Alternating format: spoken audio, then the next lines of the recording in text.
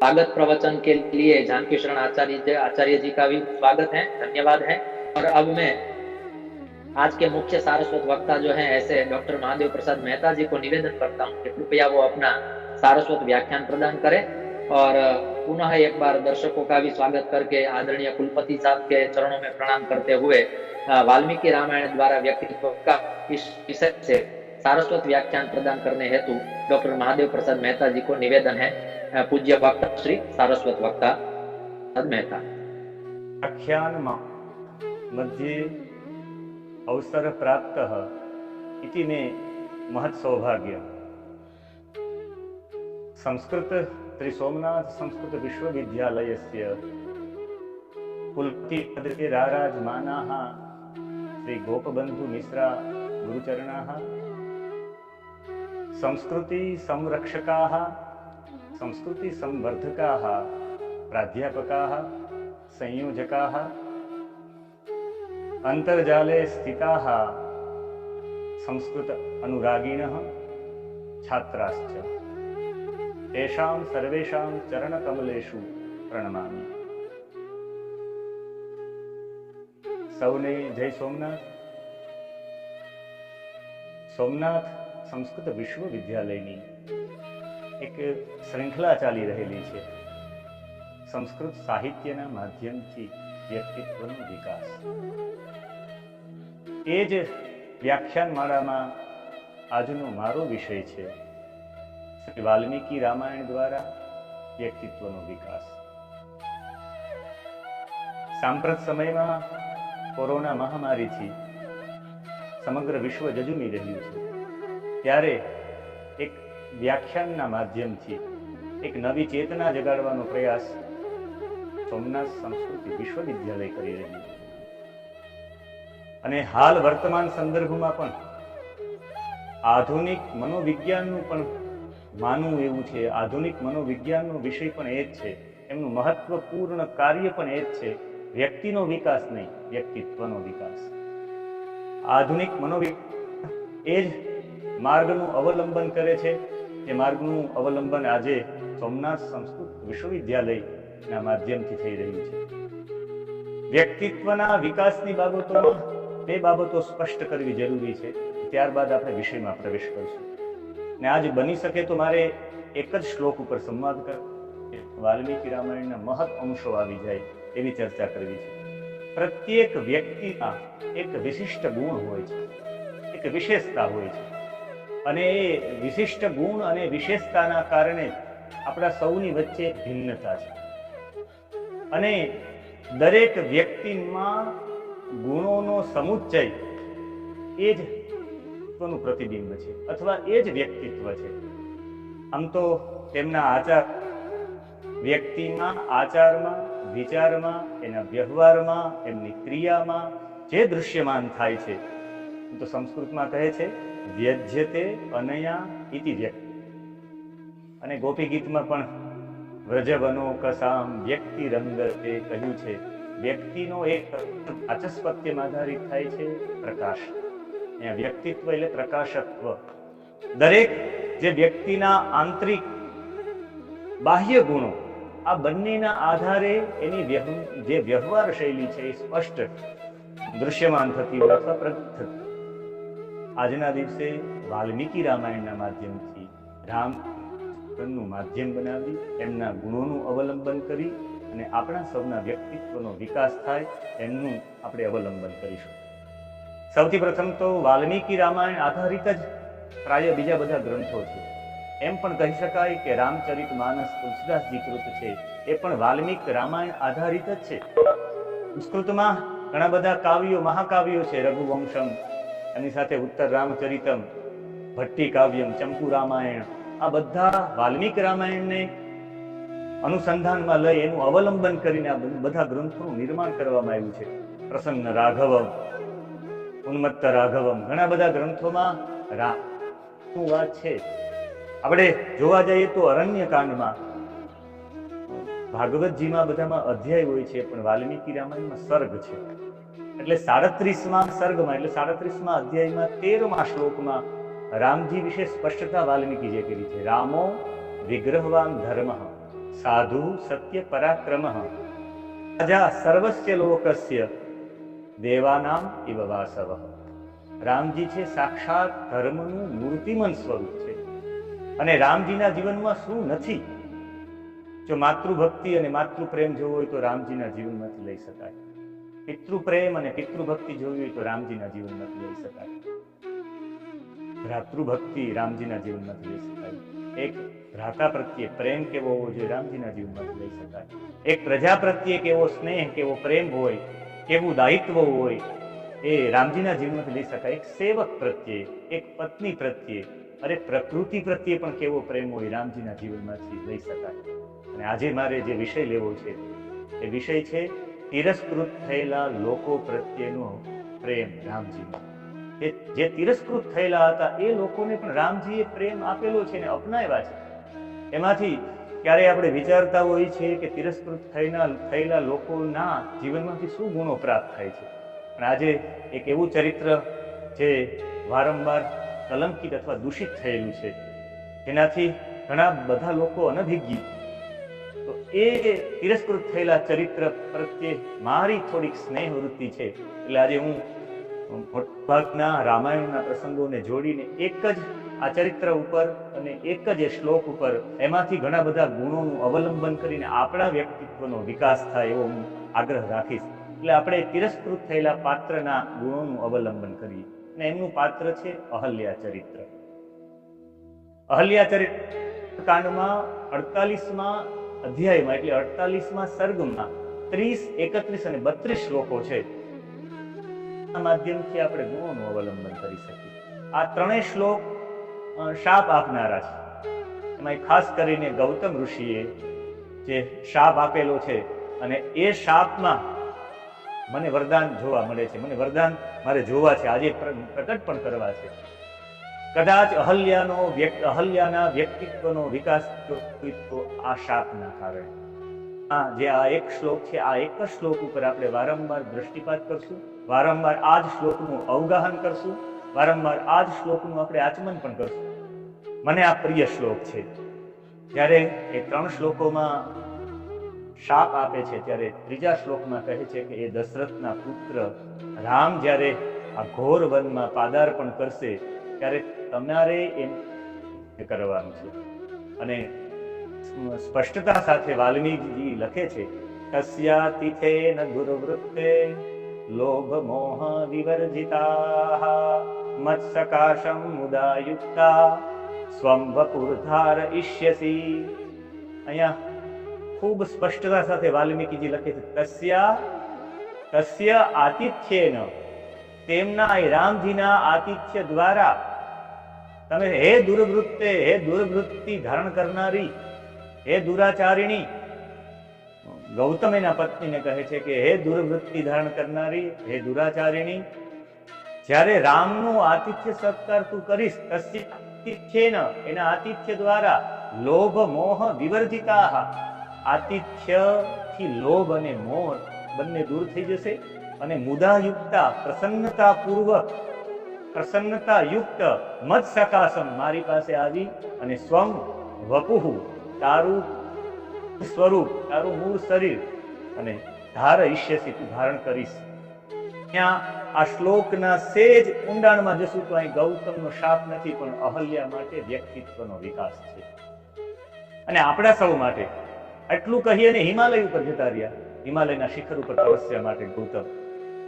અને આજ આ અહલ્યાનું ચરિત્ર મોટા ભાગના પુરાણોમાં વર્ણન છે. જેમ કે મત્સ્ય પુરાણ, જેમ કે બ્રહ્મ પુરાણ, જેવી રીતે વિષ્ણુ પુરાણ, પદ્મ પુરાણ, સ્કંદ પુરાણ, શતપથ બ્રાહ્મણ, હરિવંશ પુરાણ, આધ્યાત્મિક રામાયણ, એની સાથે લિંગ પુરાણ, એની સાથે ગણેશ પુરાણ, સ્કંદ પુરાણ અને હરિવંશ પુરાણ, અને છેલ્લે શ્રીમદ ભાગવતમાં પણ આમનો ઉલ્લેખ છે. ભાગવતજીમાં એમના માતા પિતા વિશે થોડીક અલગ દ્રષ્ટિ છે ને વાલ્મીકી રામાયણ દ્રષ્ટિ છે. ભાગવતજીના 9મા સ્કંદમાં 21મા અધ્યાયમાં 34મો શ્લોક છે અહલ્યાજી વિશે. મિથુનમ મુદ્ગલા ભારમ્યાદ દિવોદાસઃ પુમાનભૂત અહલ્યા કન્યકાયસ શતાનંદસ્તુ ગૌતમા. આ શ્લોકમાં પ્રતિપાદિત કરે છે કે ભરમ્યાશ્વ નામના રાજા હોય છે. અને ભરમ્યાશ્વના પુત્ર હોય છે મુદગલ. મુદગલથી 2 સંતાનો થાય છે, યુગલ સંતાનો, જુડવા હોય છે. જેવી રીતે મત્સ્યગંધા અને મત્સ્ય નામના રાજા જુડવા હોય છે, એવી રીતે એક પુત્ર અને એક પુત્રી જુડવા ઉત્પન્ન થાય છે મુદગલ ઋષિથી. ત્યાંથી જેમને એક પુત્રનું નામ હોય છે દિવોદાસ અને પુત્રીનું નામ હોય છે અહલ્યા. આ અહલ્યાના વિવાહ ગૌતમ સાથે થાય અને અહલ્યા અને ગૌતમથી એક સંતાન થાય છે જેનું નામ છે શતાનંદ. આ એ જ શતાનંદ છે જે નિમિ વંશના ઉપાધ્યાય તરીકેનું દાયિત્વ બજાવતા હોય છે, ફરજ બજાવતા હોય છે, ઉપાધ્યાયની નિમણૂકતા હોય છે. જ્યારે વિશ્વામિત્ર સાથે રામજી અને લક્ષ્મણજી જ્યારે પ્રવેશ કરે છે ત્યારે જનક સાથે સ્વાગત કરવા માટે જે આવે છે શતાનંદ હોય છે, ત્યારે વિશ્વામિત્ર જણાવે છે આપના માતા પતિલોકમાં જતા રહ્યા છે, રામ દ્વારા એમનો ઉદ્ધાર થયો છે. એ આનંદ વ્યક્ત કરે છે શતાનંદ. એ ભાગવતજીમાં એમનો ઉલ્લેખ એવી રીતે આપેલો છે કે એમના માતા પિતા વિશે, પણ વાલ્મીકી રામાયણમાં, મત્સ્ય પુરાણમાં અને વિષ્ણુ પુરાણમાં બ્રહ્માજીના માનસ પુત્રી તરીકે એમનો ઉલ્લેખ છે. વાલ્મીકી રામાયણના 30મા સર્ગમાં 22 અને 23 શ્લોકમાં અહલ્યાજીની વ્યાખ્યા કરેલી છે. અહલ્યા એટલે કોણ? અને અહલ્યામાં ઇન્દ્રજીને, ભગવાનને બ્રહ્માજી ખુદ કહે છે કે તતો મયા રૂપ ગુણૈહિ અહલ્યા સ્ત્રી વિનિર્મિતા. મેં રૂપ અને ગુણો દ્વારા મેં એક અહલ્યા સ્ત્રીનું નિર્માણ કરેલું છે જે ગુણથી પણ રૂપથી પણ સંપન્ન છે. હલમ નામેહ વૈરૂપ્યમ હલ્યમ તત પ્રભવમ ભવેત. એટલો બધો સુંદર અર્થ આપ્યો છે. હલમ નામેહ વૈરૂપ્યમ. વૈરૂપ્યમ એટલે કુરૂપતા. અત્યારે લોકો કુરૂપતાને બોલવામાં આવે છે હલ. હલ એટલે કુરૂપતા. કુરૂપતાને વર્તમાનના લોકો હલ કહે છે. અને એ હલથી, એ કુરૂપતાથી, અને હંમેશા કુરૂપતા હોય તો નિંદનીય થવું પડે, નિંદાને પાત્ર ક્યાંક બનવું. એટલે એ કુરૂપતાને કારણે એનાથી નિંદનીયતા જે પ્રગટ થાય ને, નિંદનીયતા જે પ્રગટ થાય એને હલ્યા કહેવામાં આવે છે. અને ન હલ્યા ઇતિ અહલ્યા. જે નિંદનીય જ નથી, સ્ત્રીઓમાં જે નિંદનીય એમને અહલ્યા કહેવાય છે. કારણ કે ઉત્તરકાંડમાં વાલ્મીકીજી કહે છે અને બ્રહ્મા અને ઇન્દ્રના સંવાદમાં બ્રહ્માજી કહે છે યસ્યા ન વિદ્યતે હલ્યમ તેના હલ્યેતિ વિસ્તૃતા અહલ્યે ચૈવ ચ મયા તસ્યા નામ પ્રકીર્તિતમ. અહલ્યા નામનો અહીં ઉલ્લેખ કરેલો છે. યસ્યા ન વિદ્યતે હલ્યમ, એવું હલ્યમ જેના જીવનમાં નથી, એવી નિંદનીયતા, કુરૂપતાના કારણે જેના જીવનમાં એવી નિંદનીયતા નથી, અને એવી નિંદનીયતા જેનામાં નથી એને અહલ્યા કહેવાય. સ્ત્રીઓમાં જે નિંદાને પાત્ર જ નથી, રૂપ સંપન્ન છે. વાલ્મીકી રામાયણના એ ઉત્તરકાંડમાં કહે છે, પણ મત્સ્ય પુરાણ અને પુરાણમાં કે બ્રહ્માજી માનસ પુત્રી, રૂપ અને ગુણ બધા આપેલા હતા. એટલું બધું સૌંદર્ય આપેલું હતું કે એમના છેલ્લે ઘણા બધા પુરાણોમાં તો કથા એવી પણ આવે છે કે બધા સ્ત્રીઓને રૂપ અહલ્યામાંથી મળેલું છે. એટલા રૂપવાન હતા. દરેક દેવતાઓ લાલાયિત હતા વિવાહ કરવા માટે. અને દરેક દેવતાઓ જ્યારે લાલાયિત હતા ત્યારે બ્રહ્માજીએ આમ તો પૂર્વમાં લગ્ન કરવાની પદ્ધતિ, વિવાહની પદ્ધતિ 3 પ્રકારે સ્વયંવરો થતા. એક સ્વયંવર એ હતો સ્વયં વરચયનમ. પોતે હાથમાં માલિકા લઈને પસંદ થાય એમના ગળામાં હાર પહેરાવીને એ પોતે ચયન કરે પોતાના વરનું. એક સ્વયં વરચયનમ અને નલ અને દમયંતી છે મહાભારતમાં. દમયંતી નરનું પોતે ચયન કરે છે. એક બીજું જે આખો કાર્યક્રમ વિવાહ કેવી રીતે થતા, તો બીજો એ પ્રસંગ હતો, એ બીજો પ્રસંગ હતો પરાક્રમ શુલ્ક. એ બીજો પ્રસંગ હતો. અને પોતાનો પરાક્રમ, પાતિ ઇતિ પતિ, રક્ષા કરી શકે એમને પતિ કહેવાય. અને વિક્રમ બેતાલમાં પણ વાર્તાઓ છે કે પતિ કોને કહી શકાય, વિષયાંતર ન થાવ એટલે એ વાત અહીંયા રજૂ નથી કરતો. પાતિ ઇતિ પતિ, રક્ષણ કરે એ જ પતિ કહેવાય. અને રક્ષણ કરે એ પતિ કહેવાય. એટલે જ્યારે અયોધ્યાની અંદર નગ્નજીત નામના રાજાઓ એની પુત્રી નાગ્નજીતી હોય, જેનું નામ સત્યા, એને પ્રાપ્ત કરવા માટે દ્વારિકાધીશ ભગવાન કૃષ્ણ 7 સાંડને એક દોરી સાથે નાખે છે. એમનો મતલબ છે પરાક્રમ શુલ્ક કરી, પોતાની વીરતાનું પ્રદર્શન કરી, પોતે પરાક્રમી છે, આનું રક્ષણ કરી શકશે એવું બતાવીને એ પતિ તરીકે એમની નિમણૂકતા કરવામાં આવી. અને ત્રીજો પ્રકાર છે એ પણ પ્રણ હોય એ પ્રણની પૂર્તિ કરવી, પ્રણપૂર્તિ સમારોહ. જ્યારે કોઈ પણ એ પ્રણ કરેલું હોય એની પૂર્તિ કરે ત્યારે વિવાહ થાય. જાનકીજીના પિતાજી જનકજીનું પ્રણ હતું ધનુષ્ય ભંગ, એની સાથે વિવાહ કરી છે. તો અહીંયા બ્રહ્માજીની પણ પ્રણ પૂર્તિ હતી. હું એમની સાથે વિવાહ કરી. અલગ અલગ પુરાણોમાં અલગ અલગ કથાઓ છે, પણ અમુક મત્સ્ય પુરાણ અને વિષ્ણુ પુરાણમાં કથા એવી છે કે ત્રિલોકનું ભ્રમણ, જે આખા ત્રિલોકનું ભ્રમણ સૌથી પ્રથમ કરશે તેને મારી પુત્રી વરસે.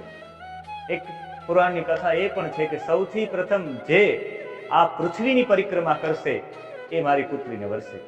બધા દેવતાઓ કટિબદ્ધ થઈ ગયા કે જલ્દી અમે પરિક્રમા કરીએ આ પૃથ્વીની.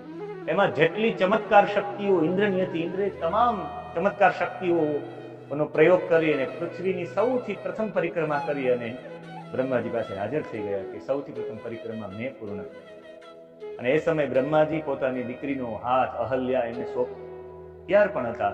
એ સમયે નારદજીનું આગમન થઈ ગયું. નારદજીનું જેવું આગમન થયું, નારદજી કહે કે માફ કરજો, ઇન્દ્ર પહેલા પણ પરિક્રમા પૂર્ણ કરનાર છે કોઈ? ઇન્દ્રે કહ્યું કોણ છે? કહ્યું કે એ ઋષિ ગૌતમ છે. કહ્યું કે ગૌતમે તો પરિક્રમા કરેલી જ નથી. ત્યારે કહ્યું કે એમનું દૈનિક પૂજન, રોજ માટે ગૌ માતાની પૂજા કરે, ગૌ માતાની પૂજા કરીને ગૌ માતાની પરિક્રમા કરે. અને ગૌ માતાની પરિક્રમા કરે ત્યારે એક દિવસ જ્યારે તમે પરિક્રમાનો આરંભ કરી રહ્યા હતા ઇન્દ્રજી, ત્યારે એમને ગૌ માતાનું પૂજન કર્યું. ત્યારે ગાય પ્રસૂતા હતી ને એ સમયે વાછડાને જન્મ આપ્યો. નિયમ છે અર્ધ પ્રસૂતા ધેનુ સાક્ષાત પૃથ્વીનું સ્વરૂપ છે. અર્ધ પ્રસૂતા ધેનુની પરિક્રમા એ અવસ્થાની પરિક્રમા પૃથ્વીની પરિક્રમા તુલ્ય છે. એટલે આ પૂર્વ ગૌતમ ઋષિએ એમની પરિક્રમા કરેલી છે અને ગૌતમ ઋષિએ પરિક્રમા કરેલી છે એટલે આ કન્યા એમને વરસે.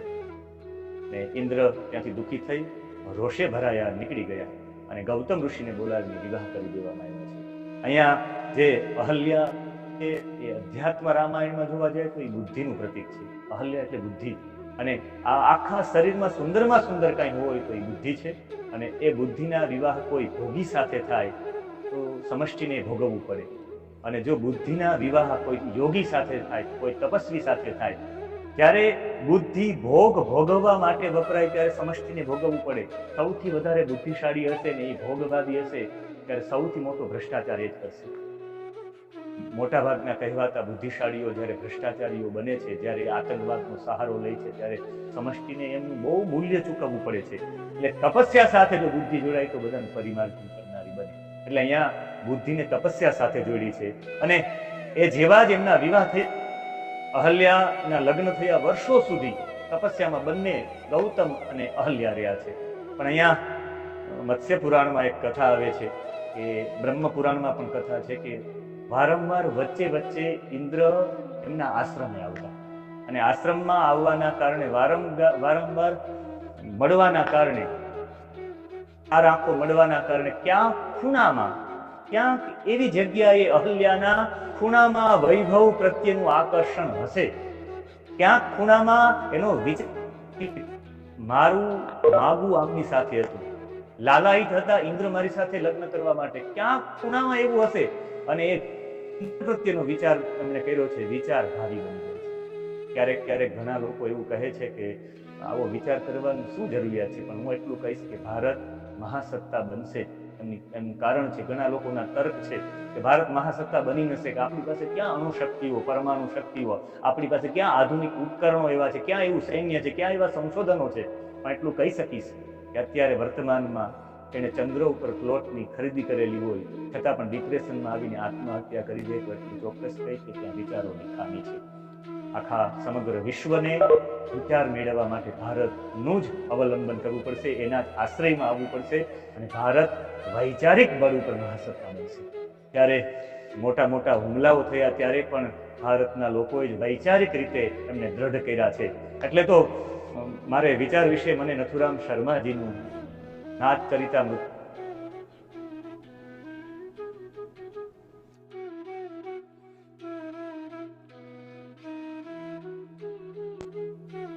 જેવી સ્થિતિને પ્રાપ્ત કરવાનું છે એવી જ એને બુદ્ધિ પ્રાપ્ત થાય છે. જેવી બુદ્ધિ પ્રાપ્ત વિચાર પ્રાપ્ત થાય છે, જેવો વિચાર પ્રાપ્ત થાય છે એવો જ એના જીવનમાં એની માન્યતા પણ એવી જ દ્રઢ થાય છે. જેવી માન્યતા એવું જ અંતકરણમાં એની ભાવના પણ એવી થાય છે, અને એવી ભાવના થાય એને મદદ કરવા વાળા એના જેવા જ મળે, અને એ એની ભવિતવ્યતા હોય છે. પૂજ્ય ગુરુદેવ લખે છે, સા સંપદ્યતે બુદ્ધિ, સા મતિ, સાચ ભાવના, સા તાદૃશા એવ યાદૃશી ભવિતવ્યતા. જે તરફ જવું છે એવો આપણે વિચાર પ્રાપ્ત થાય. આપણે વિદેશ જવાનું આપણી ભવિતવ્યતા હોય તો આપણે વિદેશના જ વિચારો આવે. આપણી દ્રઢતા પણ વિદેશ જવું છે, આપણે સહાય કરવા વાળા પણ એવા મળી જાય. એને સંસ્કૃતિનું ઉત્થાન કરવું છે, એને સંસ્કૃતિનું ઉત્થાન કરવું છે તો એના માટે સહાય કરવા વાળા લોકો પણ એવા મળી જશે. એને એવા બુદ્ધિ આવશે, એવી બુદ્ધિથી એવા વિચારો આવશે, એમની દ્રઢતા પણ એટલી જશે, એમની માન્યતા થશે ને એની ભાવના પણ, અંતકરણ પણ એ જ કહેશે. અને જે તરફ જવાના છે એવું બધું આપણે પણ પ્રાપ્ત થતું જાય છે. કદાચ જે અંતરજાલથી જે લોકો અત્યારે આ જોઈ રહ્યા છે, એ જે સંસ્કૃતના અનુરાગી છે, એ અનુરાગીઓ ચોક્કસ પૂર્વમાં એમણે એની ભવિતવ્યતા આ તરફ હશે, એ ભવિતવ્યતા આ તરફ લઈ ગઈ. હું કોઈ અન્ય ક્ષેત્રમાં હતો અને હું સંસ્કૃત ક્ષેત્રમાં આવી ગયો, મારી ભવિતવ્યતા હશે એટલે મને એવી જ બુદ્ધિ, એવી જ ભાવના, એવી જ મતિ અને એવા સહાય મળી ગયા છે. એટલે અહીંયા આજનું વિચાર તમારા કાલનું ભાવિ બની શકે છે.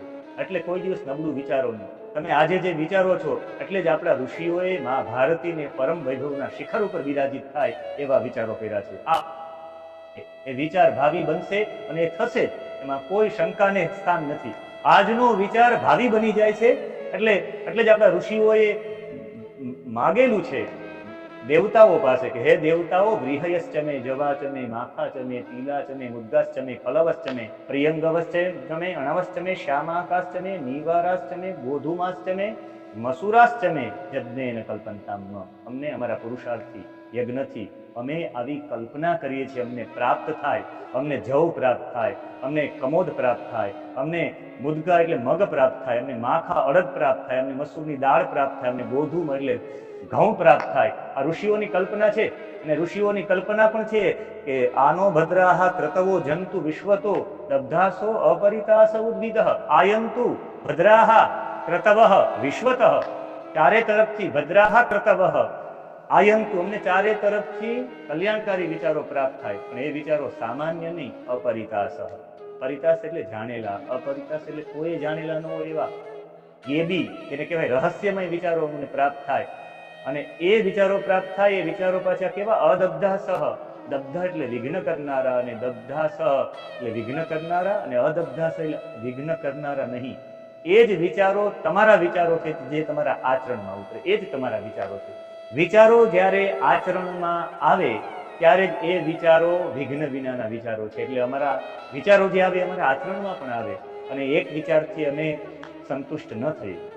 ત્રણ વસ્તુમાં સંતોષ ન કરવો જોઈએ, દાને, તપસી, પાઠન. એમની જેમ અહીંયા પણ કહ્યું છે કે અદબ્ધા સહ અને ઉદ્ભિદ, એકમાંથી હજારો વિચારો પ્રાપ્ત થાય. આ ઋષિની કલ્પના છે.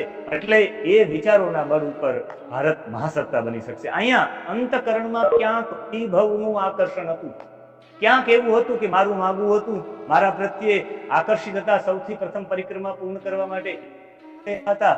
અને આ અંતકરણમાં વારંવાર વૈભવના આકર્ષણના કારણે એ વિચારો ભાવિ બની ગયા. આજે આપણે કહે છે ને કે શરીરમાંથી એક સ્મેલ નીકળે, બીજાને આકર્ષિત કરે. લેલા સૌથી કાળા હતા, મજનુ એનાથી આકર્ષિત હતા.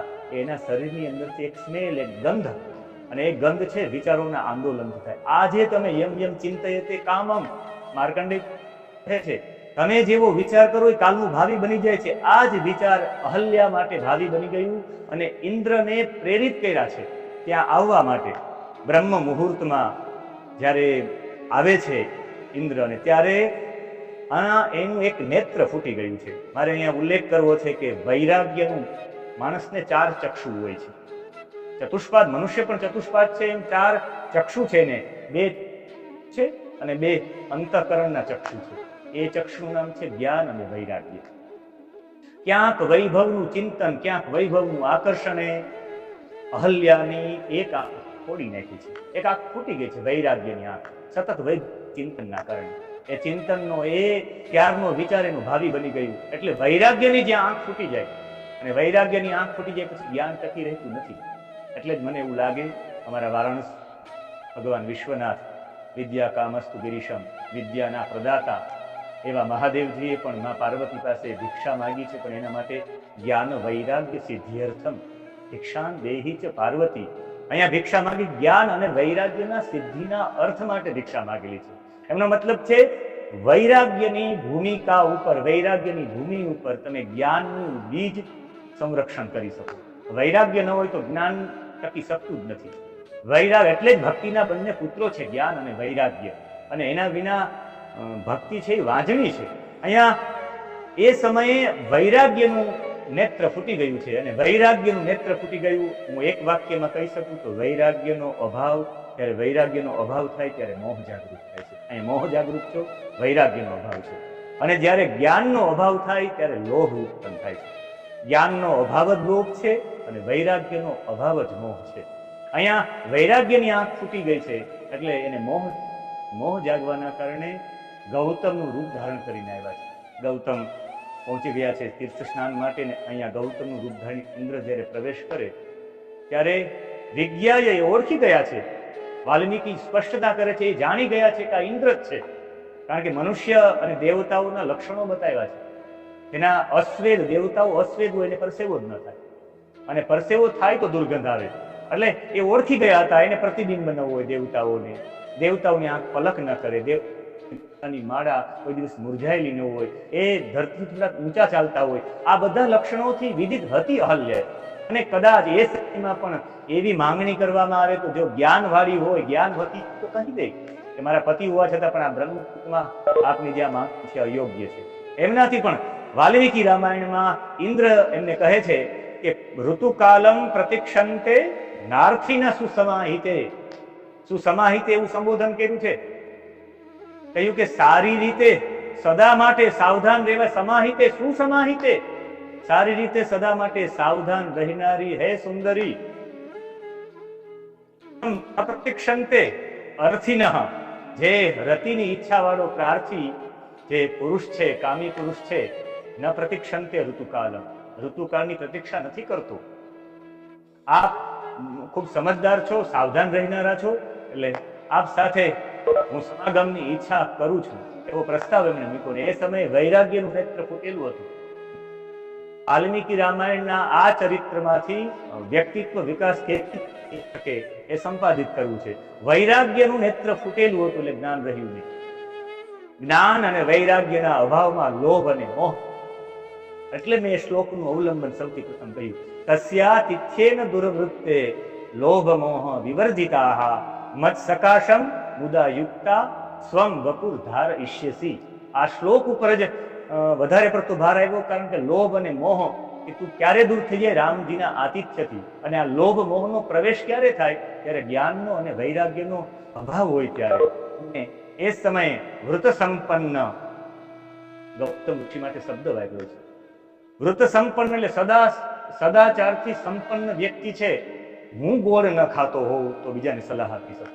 એટલે સદાચારમાં જે પ્રવૃત્ત હતા, સદાચારથી જે સંપન્ન હતા, એ આવા દુરાચારીને શાપ આપી શકે. જ્યારે એ આવે છે ત્યારે એમનું શબ્દચિત્ર વાલ્મીકીજી રજૂ કર્યું છે. એમના હાથમાં સમિત છે, એમના આખા શરીર તીર્થના જળ બિંદુઓ વહે છે.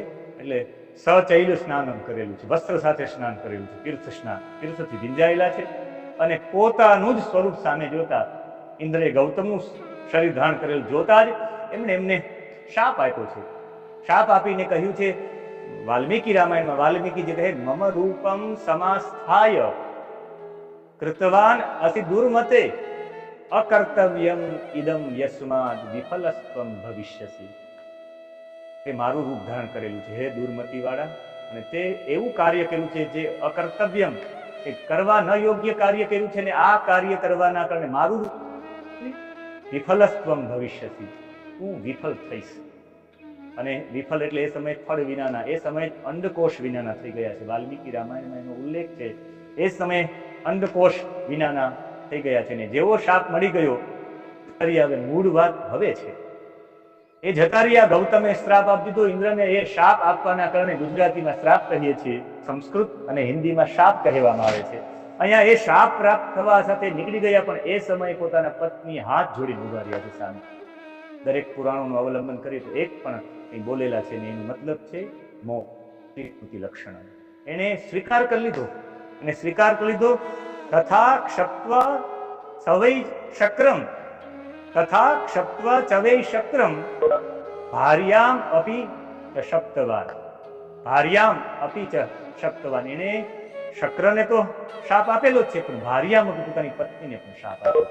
હવે આ 3 શ્લોકો છે શાપના છે. આના માધ્યમથી વ્યક્તિત્વનો વિકાસનું આપણે સંશોધન કરીશું.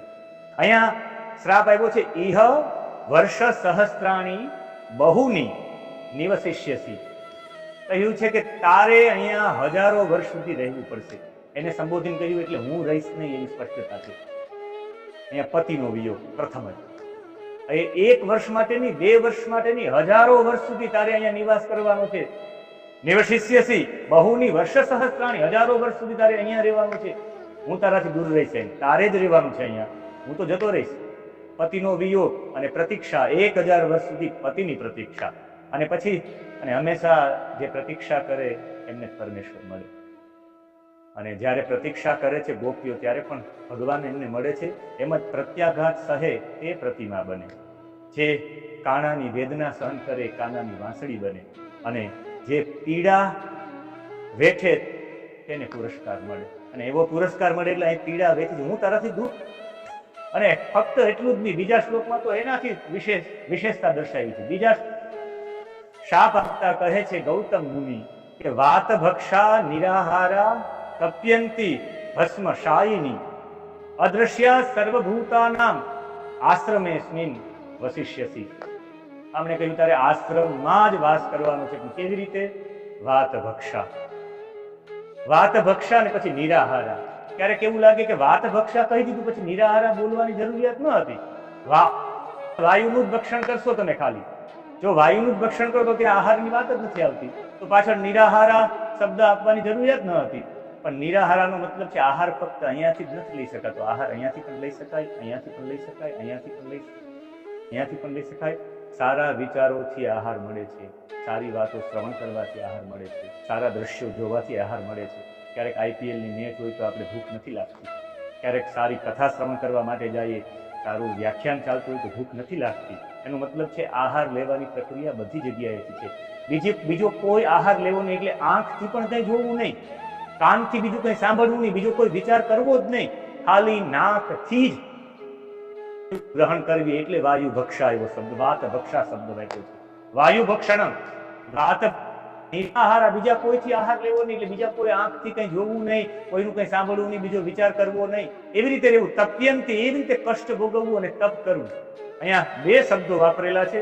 એ 2 શબ્દો ઉપર એક છે ભસ્મશાયિની, રાખમાં પડી રહેવું, અને અદૃશ્ય સર્વભૂતાના, દરેક પ્રાણીઓથી અદૃશ્ય રહીને તારે તપ કરવાનું છે. કોઈ પ્રાણીને તમે જોઈ જ ન શકો. રામચરિતમાનસ બધામાં અમુક જગ્યાએ પથ્થર બનીને એ છે, પણ અહીંયા વાલ્મીકી રામાયણ વાલ્મીકી કહે છે તારે કોઈને દ્રશ્યમાન થવાનું જ નહીં. અદૃશ્ય સર્વભૂતાનામ, ખાલી તું તપ કરતી હોય ત્યારે દ્રશ્યમાન થાય એમ નહીં, રાત્રે સુવા સમયે પણ તને જોઈએ. એટલે ભસ્મશાયિની, તારે એવી જગ્યાએ તારે શયન કરવું કે જ્યાં તને જોઈ ન શકાય, તારે અદૃશ્ય રહીને કરવું. મારી દ્રષ્ટિએ આ શાપ નહીં પણ વરદાન છે. એવા માટે વરદાન છે કે વાલ્મીકી રામાયણમાં અને રામચરિતમાનસમાં પણ બંનેનો ઉલ્લેખ છે. તમારી ભક્તિ, તમારી સાધના, તમારું તપ, આ બધું દ્રશ્યમાન ન હોવું જોઈએ. જ્યારે તમારી સાધના, જ્યારે ભક્તિ, જ્યારે તમારું તપ જાહેર થાય, એની જાહેરાત થાય, લોકોમાં પ્રદર્શિત થાય, અહીંયા પ્રદર્શિત થાય ત્યારે ચોક્કસ સમજી લેવાનું કે એમાં વિઘ્ન. કથા છે વાલ્મીકી રામાયણની કે જ્યારે દશરથ પાસેથી કઈ 2 વચનો માંગી લે છે, અને એ કઈ ભરત માટે ગાદી અને રામ માટે વનવાસ આપણે જાણીએ 14 વર્ષનો. અને જ્યારે ભરત આવે છે પોતાના મામાના ઘરે, તેમને ખ્યાલ આવે મારી માં કર્યું છે, આ 2 વચનો માંગેલા છે. પણ એ મંથરાના કહેવા ઉપર, હું તો મંથરાને પણ દોષિત નથી માનતો. એવા માટે નથી માનતો કારણ કે આનંદ રામાયણ એક છે, એ છે કે મંથરા છે, મંથરાએ પોતાનું દાયિત્વ જ પૂર્ણ કર્યું છે. મંથરા વિચારવા જેવું છે. શ્લોક છે કે જ્ઞાન શક્તિશ્ચ કૌશલ્યા જ્ઞાન શક્તિ છે, સુમિત્રા ઉપાસનાત્મિકા ક્રિયા શક્તિશ્ચ કૈકેયી વેદો દશરથો નૃપઃ. સાક્ષાત વેદ રૂપી દશરથ રાજા છે, વેદ સ્વરૂપ છે. વેદમાં 3 કાંડ આવે છે, જ્ઞાન કાંડ, ઉપાસના કાંડ અને કર્મકાંડ. જ્ઞાન શક્તિ, આ જ્ઞાન શક્તિ છે એ એ બીજા કોઈની કૌશલ્યા છે. અને સુમિત્રા ઉપાસનાત્મિકા, ઉપાસના કાંડ એ ઉપાસનાત્મિકા સુમિત્રા છે. કારણ કે સુમિત્રા એક જ એવી પાત્ર હતું, કઈ કૌશલ્યા અને સુમિત્રા. આ ત્રણમાં સુમિત્રા જ એક એવા હતા કે જે રામને એ સમય વર્તમાન રામજીના સમયમાં રામને પૂર્ણ બ્રહ્મ તરીકે સ્વીકારતા હતા. લક્ષ્મણજી સુમિત્રા પાસે જાય છે ત્યારે સુમિત્રા કહે છે, લક્ષ્મણ તું જેની સાથે જા છો એ તારો ભાઈ અને તારા ભાભી નહીં, એ સાક્ષાત પરબ્રહ્મ પરમાત્મા છે, સુમિત્રના વચન. એટલે સ્વપ્નમાં પણ હું એના વિશે કંઈ વિચારું નહીં, એટલે તો એમને હતું કે હું 14 વર્ષ સુધી નિદ્રા ગ્રહણ કરીશ નહીં. મારો કહેવાનો ભાવ એ છે કે સુમિત્રા સતત કૌશલ્યના સેવામાં રહ્યા છે, ઉપાસનાના અર્થમાં. અને ક્રિયાશક્તિશ્ચ કઈ છે ક્રિયાશક્તિ છે, અને ક્રિયાશક્તિ છે રજોગુણ આવવાનો જ. અને આ ક્રિયાશક્તિ છે મંથરા. આનંદ રામાયણની એક ઘટના છે કે કઈ દેશના રાજા અશ્વપતિ હોય છે.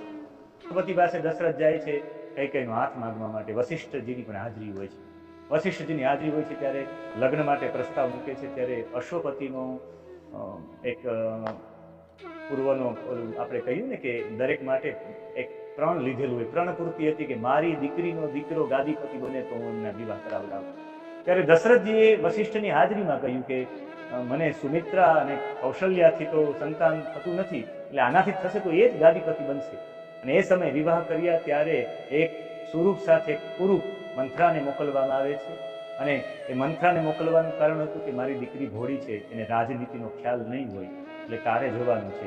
અને એ કુબડી જ એવા માટે પસંદ કરી કે જ્યારે વાલ્મીકી રામાયણનો તો ઉલ્લેખ આવે છે કે મારો જો મનોરથ પૂર્ણ થશે, રામને વનવાસ થશે ને ભરતને ગાદી થશે, આ મનોરથ મારા પતિ દશરથ પાસે પૂર્ણ થશે તો હું આ તારીખ એ કુંજમાં સોનાનો હાર ચડાવીશ, એમને ચંદનથી તિલક કરીશ, એનું પૂજન કરીશ. એટલે છે મંથરાને મોકલવામાં એવા માટે આવ્યા કે કુબડા વ્યક્તિ રાજનીતિમાં ઉથલ પાથલ કંઈ આડાવડું કરીને પકડાઈ જાય તો લોકો કુબડા લોકોને મારવા પહેલા થોડાક અચકાય અને માર ન મારે, એના ઉપર દયા વ્યક્ત કરી શકે. બીજા જે લોકો વિકૃતિ વાળા છે, વિકૃત લોકોની બુદ્ધિ તીક્ષ્ણ હોય છે. અને ત્રીજું કારણ એ વાલ્મીકી રામાયણમાં એનો ઉલ્લેખ છે કે એ કોણ હતી આ જ્ઞાતિ દાસી યતો જાતા કૈકેય્યા સુ સહોષિતા. આ જ્ઞાતિ દાસી હતી, એની જ્ઞાતિની જ દાસી હતી, એટલે એના કુટુંબ પણ કુબડા હોવાના કારણે ક્યાંય વિવાહ નથી તો દાસી રૂપે કામ કરતી હતી. અને કામ કરતી હું એવા માટે કહી શકું કે એમના કુટુંબની છે, કારણ કે એને કઈને ઘણા બધા એવા સંબોધન કર્યા છે કે જે સંબોધન એના જ્ઞાતિના એના કુટુંબનો જ વ્યક્તિ કરી શકે. કોઈ દાસી એવા સંબોધનથી કદાચ મોટા ના હોય તો એ રાજમાતાને એ રાજાના પત્નીને રાજપત્નીને આવી રીતે કરી જ ન શકે. અહીંયા આ મંથરાએ પોતાનું દાયિત્વ પૂર્ણ કર્યું છે જે હેતુથી એમને મોકલવામાં આવ્યા હતા. અને મંથરાએ કઈને ઉત્તેજિત કરીને 2 વચનો મગાવ્યા છે. ખૂબ આંખમાંથી આંસુ આવ્યા છે. મૂળ વાત એ હતી, ભરતજી રડ્યા છે ને નિર્ણય કર્યો છે રામજી જ્યાં મળે એમને આ સ્વર્ણ પાદુકા પગમાં પધરાવી એના પર રાજ્યાભિષેક કરવો છે. સમગ્ર પુરોહિતોને સામગ્રીને લઈને ચાલતા થયા છે. એટલે આખું બધા નીકળી પડ્યા છે. આખું સૈનિકો, નાના બાળકો, વૃદ્ધો, આખું અયોધ્યા નીકળી પડ્યું છે. અને ભરત અને શત્રુઘ્નના હૃદયમાં ભાવ એવો થયો કે અમારે રામજીને મળવા માટે ખુલ્લા પગે ચાલીને જવું જોઈએ. રથથી નીચે ઉતરીને બંને ભાઈઓ ચાલતા હતા ત્યારે જ્ઞાન શક્તિ કૌશલ્યા, એ કૌશલ્યાએ બોલાવ્યા છે ભરતને કહ્યું ભરત આ યોગ્ય નથી, તમે ચાલીને જાઓ. નાના બાળકો પણ ચાલીને જાય છે, વૃદ્ધો પણ ચાલીને જાય છે. એક તો બધા રામના શોકની અંદર બધા લોકો ક્રિશ થઈ ગયા છે, એકદમ દુઃખી છે. અને આ એટલો બધો આ તાપ આ બધું સહન નહીં કરી શકે. રામચરિતમાનસમાં ચોપાય છે સકલ લોક ક્રિશ નાહી મગ જોગું. એવું છે કે સકલ શોક ક્રિશ, બધા લોકો શોકથી ક્રિશ દુબળા થઈ ગયા છે, હવે આ બધું સહન નહીં કરી શકે. અને ત્યારે ભરતની ઈચ્છા હોવા છતાં પણ એને રથમાં બેસી જવું પડ્યું ને વિચાર કર્યો કે મારી ભક્તિમાં એવી શું ખામી છે કે હું મારા પ્રભુ પાસે ચાલીને જઈ ન શકું. ત્યારે એટલું જ કહી શકાય કે જે ભક્તિ જાહેર થાય જાહેર ભક્તિમાં વિઘ્ન આવે. જે તપ તે મંત્ર કહેવામાં આવ્યું છે. જ્યારે કોઈ પણ વસ્તુ, કોઈ પણ એવી તમારી સાધના, તમારું તપ જાહેર થાય તો એમાં વિઘ્ન આવે, જાહેર ભક્તિમાં વિઘ્ન આવે છે. એટલે કહ્યું છે અદૃશ્યા સર્વભૂતાના, દરેક પ્રાણીઓથી અદૃશ્ય રહીને તમારે વશિષ્યથી તમારે આશ્રમમાં રહેવાનું છે. અને આશ્રમમાં રહેવાનું છે અદૃશ્ય સર્વભૂતાના. એમણે સર્વભૂતોથી અદૃશ્ય રહીને મારી મતિ પ્રમાણે હું એટલું કહી શકું કે તમારી સાધના છે એ અદૃશ્ય રહેવી જોઈએ, કોઈ જોઈ ન શકવા જોઈએ, તમારી સાધનામાં વિઘ્ન ન આવવું જોઈએ. એ અહલ્યાની સાધનામાં વિઘ્ન ન આવે, એના વ્યક્તિત્વનો વિકાસ થાય, એટલે આવો શાપ આપ્યો. શાપ નહીં, મારી દ્રષ્ટિએ વરદાન છે.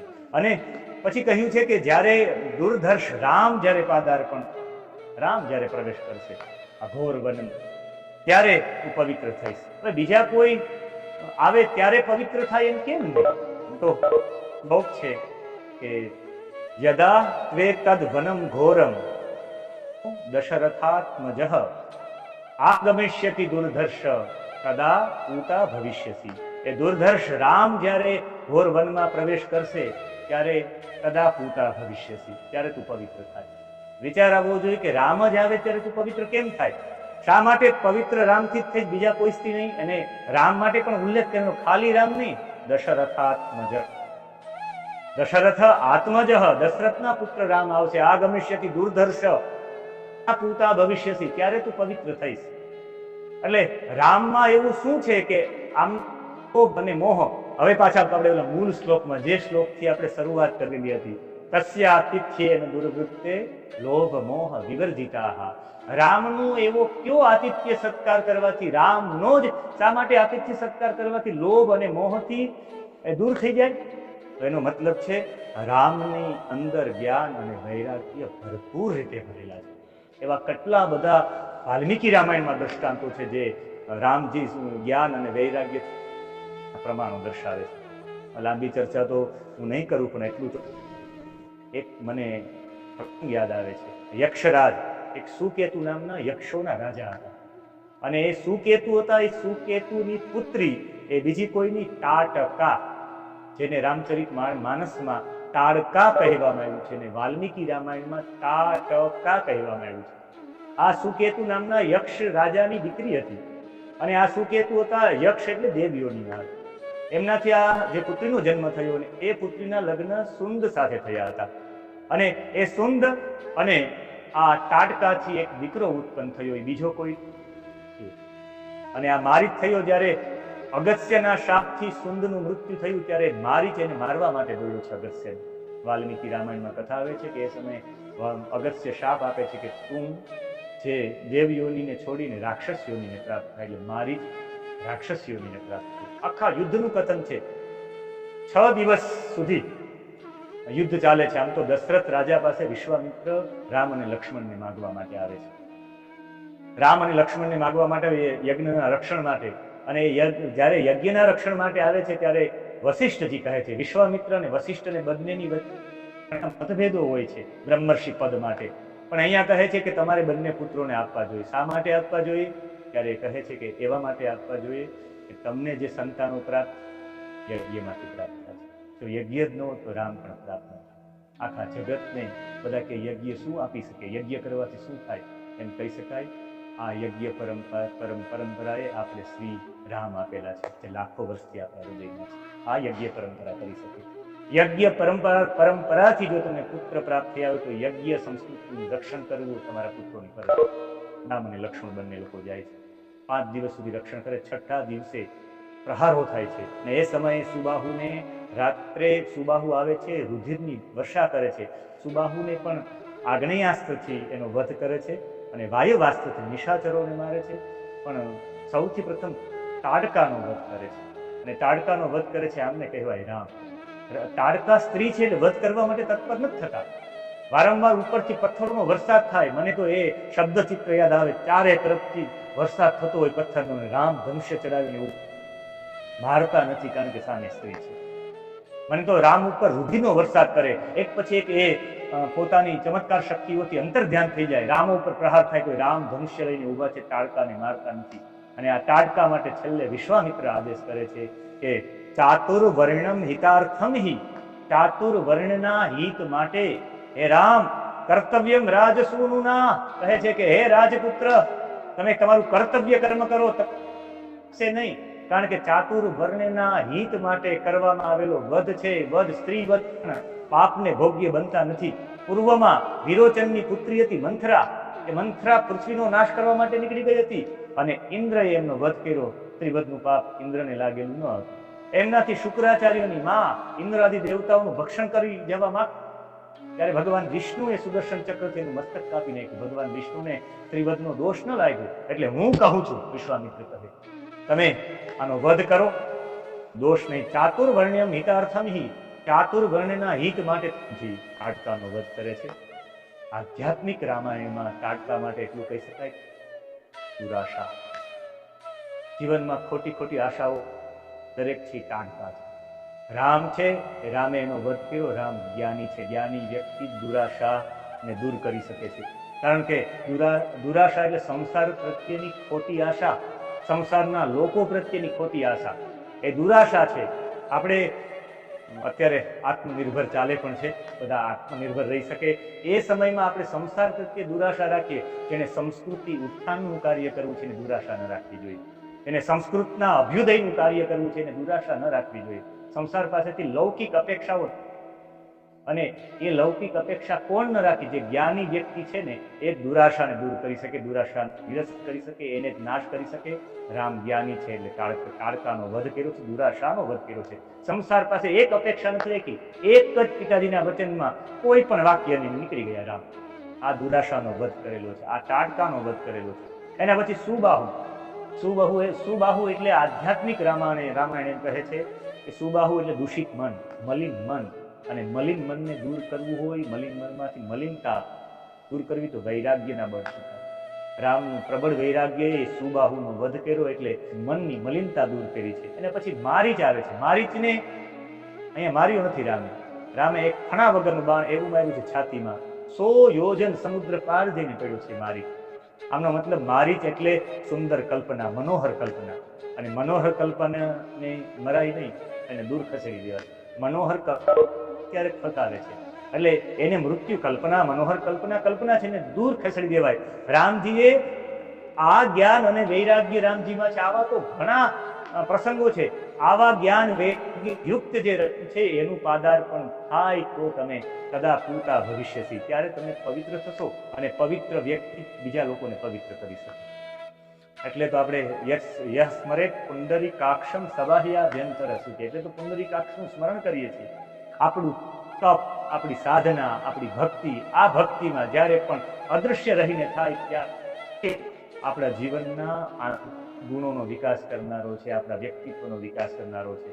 અદૃશ્ય રહીને કોઈને પણ તમે દ્રશ્યમાન નહીં થઈને તમે સાધના કરો. કોઈ પ્રાણીને નહીં, ખાલી મનુષ્ય જ નહીં, કોઈ પ્રાણી તમને જોઈ ન શકે એવી રીતે અદૃશ્ય રહીને તમે સાધના કરો, તપ કરો. એટલે મારી દ્રષ્ટિએ એના આંતરિક ગુણોના વિકાસ માટે આ શાપનું તો એક પ્રકારનો સ્નેહ આપેલો હતો. અને અહીંયા મારે હવે સૌથી મહત્વની વાત કરવી છે કે જ્યારે આપણે ભૂલ કરીએ ત્યારે આપણે પ્રાયશ્ચિત કરવા માટે આપણે તીર્થોમાં જવું પડે. અને તીર્થમાં જવું પડે પ્રાયશ્ચિત માટે. પણ વિચાર કરો, અહલ્યાની ભૂલ કેટલી મોટી ભૂલ છે. અને એ પ્રાયશ્ચિત કરવા માટે તીર્થમાં નહીં, તીર્થેશ એની પાસે આવે છે. સ્વયં રામ અયોધ્યાના નાથ ત્યાં આવે છે. અને આમને તો કહ્યું હતું કે તમારે વાતભક્ષા નિરાહારા તપંતી ભસ્મશાયિની અદૃશ્ય સર્વભૂતાનામ, એને તો કોઈને જોવાના જ ન હતા.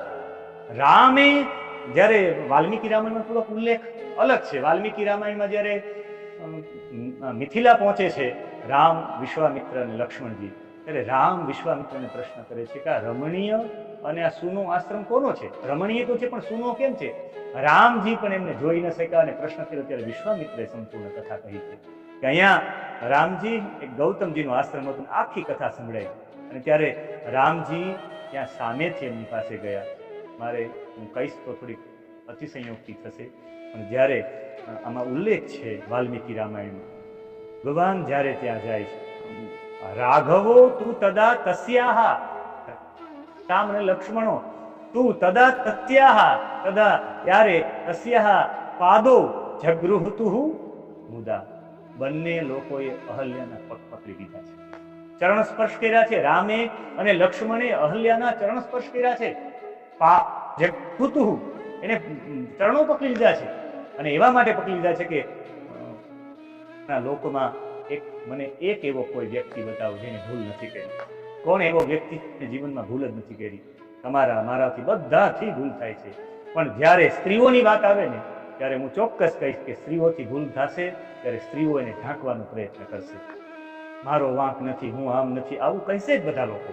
અને ખાસ કરીને સ્ત્રીઓ કહેશે કે મારા સાથે બળજબરી કરવામાં આવી છે, મારી સાથે જબરદસ્તી કરવામાં આવી છે.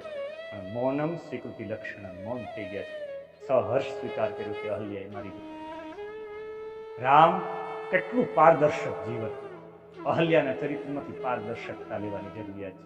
એટલે તો ભગવાનને આપણે વિશ્વાધારમ ગગન સદૃશમ કહીએ છીએ. ગગન સદૃશમ પારદર્શકતા છે.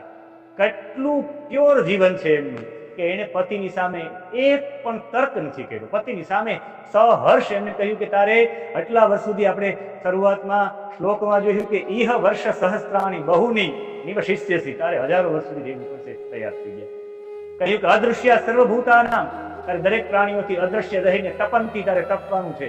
તારે શયન કરવાનું છે ભસ્મશાયીની, તારે રાખમાં એવી જગ્યાએ શયન કરવાનું જ્યાં તને કોઈ જોઈ ન શકે. વાત ભક્ષા, વાયુનું જ ભક્ષણ કરવાનું છે.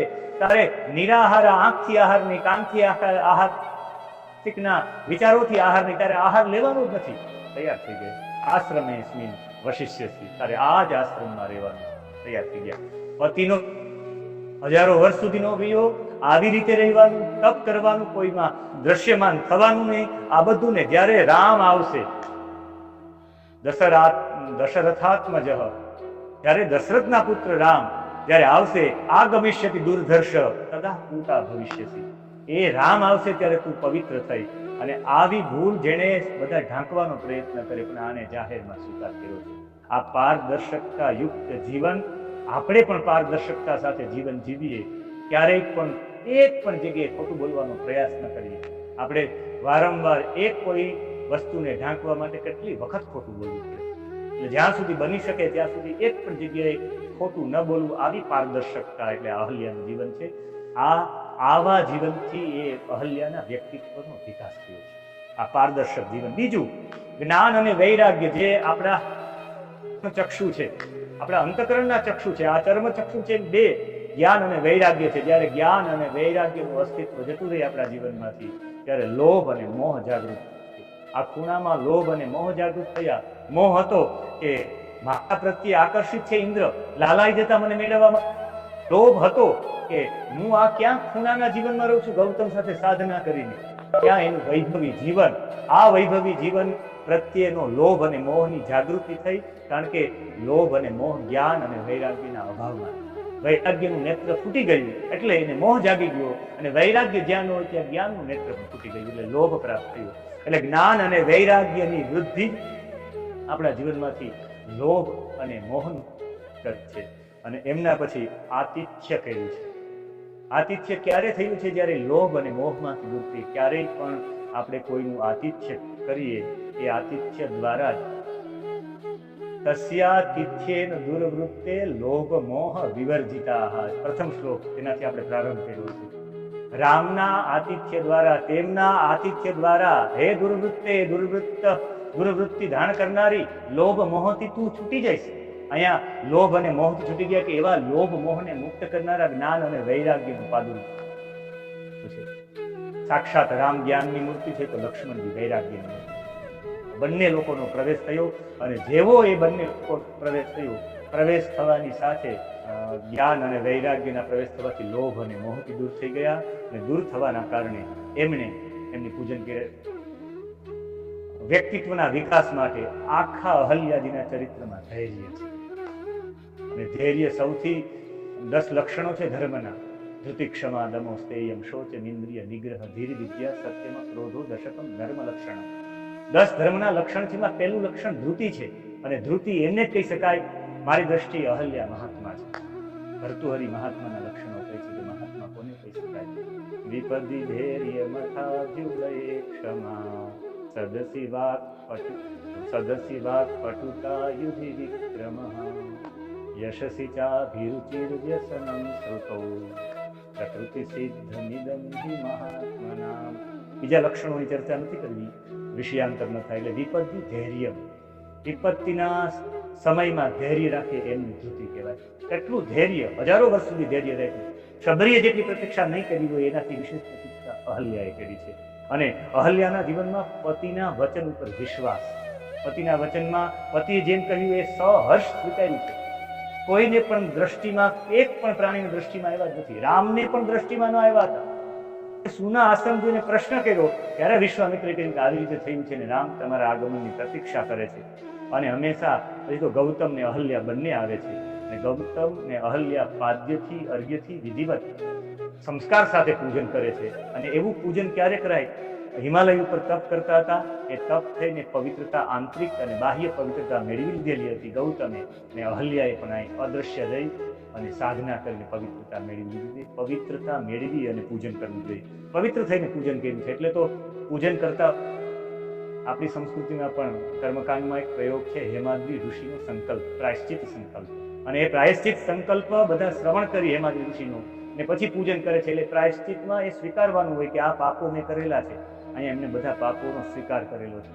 અંતે અહલ્યા ચરિત્ર, અહલ્યાના જીવનમાં ભગવાનના આતિથ્ય દ્વારા એ લોભ અને મોહથી દૂર થાય. આતિથ્યમાં સમર્પણ હોય છે.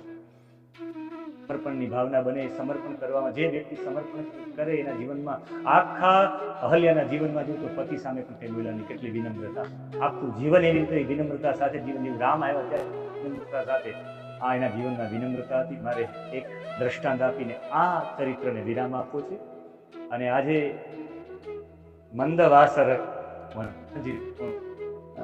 થોડોક ઉલ્લેખ કરીને પછી મારા વક્તવ્યને સમય થઈ ગયો છે 1 કલાકનો, છતાં પણ હું 5 મિનિટ થોડીક વધારે લઈશ, કારણ કે આ ન્યાય થઈ જાય. વિનમ્રતા અને અકળતા આ બંનેમાં જોઈએ તો આપણે માથાનો વાળ છે, એ માથાનો વાળ માખણમાં પડી ગયો હોય તો માખણ એકદમ રુજુ છે એકદમ, તો એ માખણમાંથી વાળને ખેંચી શકાય. પણ ગાયના છાણમાં માથાનો વાળ પકડી ગયો ને ગાયનું છાણ સુકાઈ ગયું હોય, એમાંથી વાળને ખેંચવું અશક્ય છે, મુશ્કેલ છે, તૂટી જાય, વાળ નીકળે નહીં. એટલે માખણ છે એ વિનમ્રતા છે અને ગાયનું સૂકું છાણ છે એ અકળતા છે. કદાચ વાળ ખેંચવો એનો મતલબ અવગુણ ખેંચવો. માખણ એટલે રુજુતા, રુજુતા એટલે વિનમ્રતા. માણસ વિનમ્ર હોય તો એમાંથી અવગુણ ખેંચી શકાય. અવગુણો બધામાં હોય, પણ વિનમ્રતા હશે તો અવગુણ ખેંચી શકાશે. પણ અકળતા હશે એમાંથી અવગુણ રૂપી વાળ ખેંચી શકાશે નહીં. એ અકળતા ગાયના રૂપી અકળતા છે તો એમાંથી વાળ તૂટી જશે પણ નીકળશે નહીં. અહલ્યાના જીવનમાં વિનમ્રતા હતી. આ ચરિત્રોને વારંવાર વાગોડવાથી, વારંવાર આનું શ્રવણ કરવાથી આપણા જીવનમાં પારદર્શકતા, ધૈર્ય, પતિ પરનો વિશ્વાસ, એમની પ્રતીક્ષા અને જે પ્રમાણે કહ્યું એ પ્રમાણે એનું જીવન કરીને પોતાની સાધના છે અદૃશ્ય સર્વભૂતાના, એમની સાધના અદૃશ્ય રહીને સાધના કરેલી અને પોતાનું શયન, પોતાનું જીવન બધું અદૃશ્ય રાખીને સાધના કરેલી છે.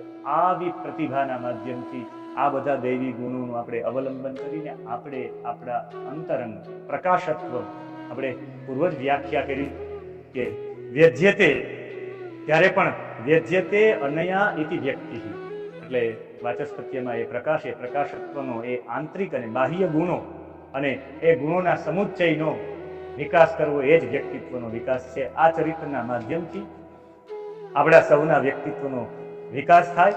અને એ સાથે છેલ્લે 5 મિનિટ આજે અદ્ય દિને મંદવાસર વરિવર્તિતે કિષ્કિંધા કાંડમાં 3જા સર્ગમાં, 3જો સર્ગ એટલે 3જા અધ્યાયમાં 28, 29, 30 અને 31 આ 4 શ્લોકો વિદ્વાનો માટે અને સંસ્કૃતના વિદ્યાર્થીઓ માટે આ શ્લોક પોતાની ડાયરીમાં ટાંકી લેવા જેવા છે. હનુમાનજી જ્યારે એક ભિક્ષાનું લઈને જાય છે, તપસ્વીનું, એક બ્રાહ્મણનું રૂપ લઈને જાય છે, વાનનું રૂપ છોડી. સુગ્રીવ કહે છે કદાચ આ રામ અને લક્ષ્મણને આવતા જોઈને કહે કદાચ આ વાલીના જ કોઈ દૂતો હશે, એ આપણા શત્રુ છે કે કોણ, એ જાણી આવો. જ્યારે હનુમાનજી કપિનું રૂપ છોડી અને બ્રાહ્મણનું રૂપ, તપસ્વીનું રૂપ લઈને જાય છે ત્યારે રામજી સાથે વાર્તાલાપ કરે. બહુ લાંબો વાર્તાલાપ છે. પણ રામજી પછી લક્ષ્મણને કહે કે આ કોઈ સામાન્ય નથી. એમાં એ કહે છે ના નૃગવેદ વિનીતસ્ય ના યજુર્વેદ ધાત્રી ના સામવેદા વિદુષઃ શક્યમેવં વિભાષિતું. સ્પષ્ટતા સાથે કહે છે કે સુંદર ભાષામાં આવો વાર્તાલાપ કોઈ વ્યક્તિ કરી જ ન શકે. જે વ્યક્તિનું શિક્ષણ નથી મેળવ્યું એ આવો વાર્તાલાપ ન કરી શકે. એનો મતલબ હનુમાનજીએ ઋગ્વેદનું શિક્ષણ મેળવેલું છે. એમણે કહ્યું કે ના યજુર્વેદ ધારીને, જેને યજુર્વેદને ધારણ નથી કર્યો, જેને યજુર્વેદનો અભ્યાસ નથી કર્યો, એ આવી સ્પષ્ટ મધુર ભાષામાં બોલી જ ન શકે. મધુરયા ગીરા વલ્ગુ વાક્યયા બુદ્ધ મનોજ્ઞયા પુષ્કરેક્ષણ કહ્યું છે કે આવી મધુર વાણીમાં બોલી જ ન શકે. અને જેને સામવેદનો જે વિદ્વાન નથી, ના સામવેદા વિદુષ, એ સામવેદનો વિદ્વાન નથી, આ રીતે સ્પષ્ટ ભાષામાં બોલી જ ન શકે. એટલું નહીં, રામજી એના લક્ષ્મણજીને કહે છે, નૂનમ વ્યાકરણમ કૃષ્ણમ અનેન બહુધા શ્રુતમ બહુ વ્યાહરતા નૈન ન કિંચિત અપશબ્દિતમ. રામજીના શબ્દો કે મને એવું લાગે છે કે લાંબી વાત કોઈ વ્યક્તિ કરે ને એમાં એની અશુદ્ધિ પકડાઈ જાય. આ 1 કલાકનું પ્રવચન કરવું હોય તો થઈ શકે, 5-6 કલાક બોલવું હોય ને એમાં એક પણ અશુદ્ધિ, એક પણ અપશબ્દ ન નીકળે તો સમજી લેવાનું કે એ વ્યક્તિ વારંવાર વ્યાકરણનો અભ્યાસ એમને કરેલો છે. હનુમાનજીએ વ્યાકરણનો વારંવાર અભ્યાસ કરેલો છે, એટલે આખી આ લાંબી વાતમાં એક અશુદ્ધિ નથી. આ સંસ્કૃતની મહત્તા. અને ત્રીજો શ્લોક તો એટલો બધો સુંદર છે, પણ સમય અભાવના કારણે હું એમને સૂક્ષ્મ રીતે પ્રગટ કરીશ. બાકી વિસ્તાર સાથે મેં ટાંક્યું છે. એ કહે છે કે આનો વાર્તાલાપ, આનું વાક્ય કેવું છે? રામચંદ્રજી હનુમાનજીની પ્રશંસા કરતા કહે છે કે અવિસ્તરમ, અસંદિગ્ધમ, અવિલંબિતમ અને અવ્યથમ, પુરસ્થમ, કંઠગમ વાક્યમ વર્તતે મધ્યમ સ્વર. મધ્યમ સ્વરમાં હનુમાનજી બોલ્યા હતા. અને કેવું બોલ્યા છે? એનું છે અવિસ્તરમ. અને સાચું બોલવું એ જ બોલવું છે જેનો વિસ્તાર કરવામાં, થોડામાં ઘણી બધી સ્પષ્ટતા કરી નાખે, એ વક્તાનું લક્ષણ છે. જેને કહેવાય સૂત્રાત્મક. એ સૂત્રાત્મક જ બોલે. લાંબી વ્યાખ્યા ન કરે. મૂળ વ્યક્તિત્વનો વિકાસ વાલ્મીકી રામાયણ દ્વારા વ્યક્તિત્વનો વિકાસ એ દૂર ન થવું જોઈએ. બીજી કદાચ કોઈ ગીતાનો શ્લોક, કોઈ બીજા રામાયણનો શ્લોક, વિકાસ તો મૂળ રહેવું જ જોઈએ. એટલે અવિસ્તરમ, એનો વધુ વિસ્તાર નહીં, બહુ ઓછી વાતમાં થોડામાં ઘણી સ્પષ્ટતા કરે એ અવિસ્તરમ. પછી અસંદિગ્ધમ. સંદિગ્ધમ એટલે સંશય ઉત્પન્ન કરનાર. અસંદિગ્ધમ એટલે સંશય જ ન થાય. એને સમજાવવામાં એક પણ જાતનો સંશય ન થાય ને, એ અસંદિગ્ધમ કહેવામાં આવે છે. એના પછી અવિલંબિતમ. વિલંબિતમ નહીં, પણ અવિલંબિતમ. વિલંબ કરતા ક્યારેક કોઈ બોલતા હોય તો વિલંબ કરતા હોય, ક્યારેક વચ્ચે અટતા એમ કરતા કહેવાય. એક શબ્દ બોલીને પછી અટકીને બોલે એને વિલંબિત કહેવાય. અને એ બોલવામાં ક્યાંક શબ્દોને મરોડી નાખે તો એને વિલંબ. અહીંયા અવિલંબિત એટલે અસ્ખલિત ધારા પ્રવાહ સાથે હનુમાનજી બોલ્યા છે, ક્યાંય અટક્યા વિના. અને અવ્યથમ, વ્યથમ એટલે દુઃખમ. અને જે દુઃખ ન થાય એવું બોલ્યા છે. પૂછી જ લીધું કે તમે કોણ છો હનુમાનજીએ, પણ દુઃખ ન થાય એવી રીતે પૂછી લીધું છે. અને એના પછી પુરસ્થમ, પુરીતિ હૃદયમ, અને હૃદયસ્થમ, હૃદયમાં મધ્યમ વાણી સ્થિત છે. આપણે કહીએ ને પરા વાક મૂળ ચક્ર પશ્યંતી નાભિ સંસ્થિતા હૃદયસ્થા મધ્યમાં જ્ઞેયા વૈખરી કંઠ દેશક. 4 વાણી છે. પરાવાણી, પરાવાક મૂળ ચક્રસ્થા. પરાવાણી છે, પરાવાક છે મૂળ ચક્રસ્થા, મૂલાધાર ચક્રમાંથી નીકળે. અને જે પરાવાણી નીકળે ને, આજે પણ જે આપણું સંસ્કૃત વાંગ્મય નીકળ્યું છે, વાલ્મીકી રામાયણ મારી દ્રષ્ટિએ પરાવાણી છે. લાખો વર્ષથી આપણી વચ્ચે છે. પશ્યંતી નાભીમાંથી મંત્રો બોલાય, પશ્યંતીથી બોલાય. હૃદયસ્થા મધ્યમાં જ્ઞેયા, આ હૃદયમાંથી મધ્યમાં વાણી. અને પછી કંઠગમ, વૈખરી કંઠ દેશ હતા. અહીં કંઠ સુધી આવી, કંઠમાં વૈખરી રૂપે પ્રગટ થાય છે. અને તેથી જ જે હનુમાનજી બોલે છે ને, એમનો અવાજ વધારે નહીં, એનો ધીમો નહીં, એનો ઊંચો નહીં, એનો નીચે નહીં, મધ્યમ સ્વરમાં બોલ્યા છે. આ કહી છે. છેલ્લે એક વાક્ય કહી દઉં. ભાષા શરીરનું એક એવું અદૃશ્ય અંગ છે. ભાષા શરીરનું એક એવું અદૃશ્ય અંગ છે જેમાં મનુષ્યનું બધું દ્રશ્યમાન થઈ જાય છે.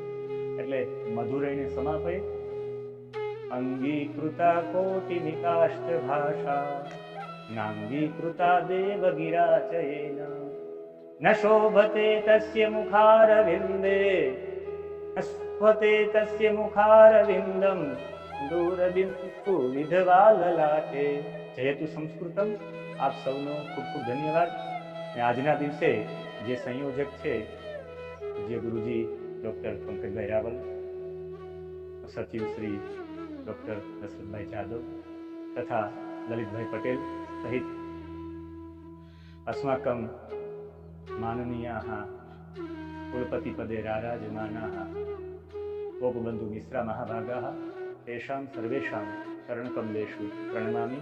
આજના દિવસે આ ભાષાના માધ્યમથી પણ, સંસ્કૃતના માધ્યમથી પણ અને અહલ્યાના ચરિત્રના માધ્યમથી આપણા જીવનમાં એ ગુણોનું અવલંબન કરી આપણા અંદરના વ્યક્તિત્વનો વિકાસ થાય.